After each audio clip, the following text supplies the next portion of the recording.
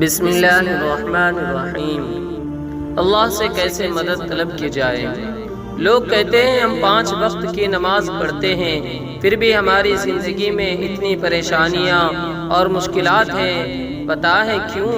کیونکہ انسان سمجھتا ہے کہ اب اس نے دین میں قدم رکھ لیا ہے تو اب اسے مشکلوں کا سامنا نہیں کرنا پڑے گا، اب آزمائش نہیں آئیں گی، اب سب میری مرضی کے مطابق ہوگا۔ لیکن پتہ ہے جب انسان دین پر قدم رکھ لیتا ہے، جو بندہ سب چھوڑ کر اللہ کے راستے پر چل پڑتا ہے، جو بندہ دین کو سیکھنے کے لیے اسٹرگل کرتا ہے، اپنے نفس پر قابو پانے کی پوری کوشش کرتا ہے، تو اسے مزید آزمایا جاتا ہے۔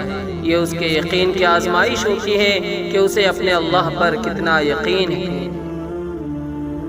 اللہ تبارک و تعالیٰ سے دعا ہے کہ اللہ تبارک و تعالیٰ ہمیں دین پر جمنے کی توفیق نصیب فرمائے، آمین۔